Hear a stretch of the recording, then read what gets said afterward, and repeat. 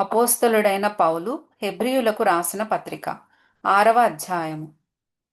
కాబట్టి నిర్జీవ క్రియలను విడిచి మారుమనస్సు పొందుటయు, దేవుని అందలి విశ్వాసమును, బాప్తిస్మములను గూర్చిన బోధయు, హస్త నిక్షేపణమును, మృతుల పునరుత్థానమును, నిత్యమైన తీర్పును అను పునాది మరల వేయక, క్రీస్తును గూర్చిన మూలోపదేశము మాని సంపూర్ణుల మగుటకు సాగిపోదము. దేవుడు సెలవిచ్చిన ఎడల మనం అలాగు చేయుదము.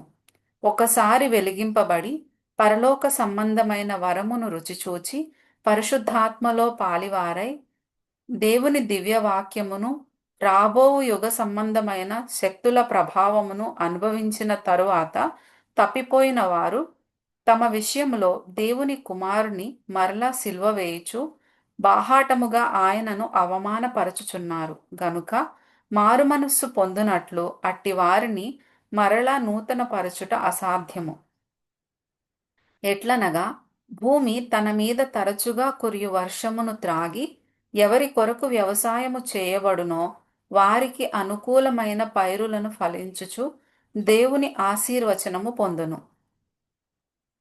అయితే ముండ్ల తుప్పలును గచ్చ తీగెలును దాని మీద పెరిగిన ఎడల అది పనికిరానిదని విసర్జింపబడి శాపము పొందతగినదగును, తుదకది కాల్చివేయబడును.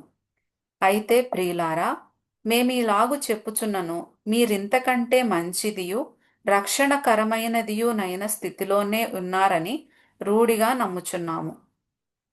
మీరు చేసిన కార్యమును మీరు పరిశుద్ధులకు ఉపచారము చేసి ఇంకను ఉపచారము చేయుచుండుట చేత తన నామమును బట్టి చూపిన ప్రేమను మరచుటకు దేవుడు అన్యాయస్థుడు కాడు.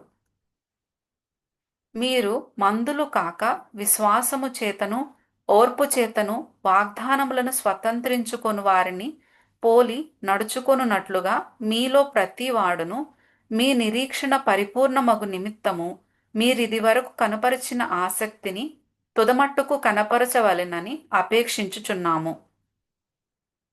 దేవుడు అబ్రాహామునకు వాగ్దానము చేసినప్పుడు తనకంటే ఏ గొప్పవాని తోడు అని ప్రమాణము చేయలేకపోయెను గనుక తన తోడు అని ప్రమాణము చేసి నిశ్చయముగా నేను నిన్ను ఆశీర్వదింతును, నిశ్చయముగా నిన్ను విస్తరింపచేతును అని చెప్పెను.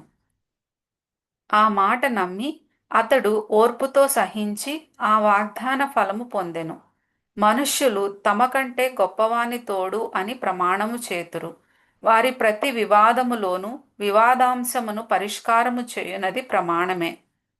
ఈ విధముగా దేవుడు తన సంకల్పము నిశ్చలమైనదని ఆ వాగ్దానమునకు వారసులైన వారికి మరి నిశ్చయముగా కనుపరచవలనని ఉద్దేశించిన వాడై తాను అబద్ధమాడజాలని నిశ్చలమైన 2 సంగతులను బట్టి మన ఎదుట ఉంచబడిన నిరీక్షణను చేపట్టుటకు శరణాగతులమైన మనకు బలమైన ధైర్యము కలుగునట్లు ప్రమాణము చేసి వాగ్దానమును దృఢపరచెను.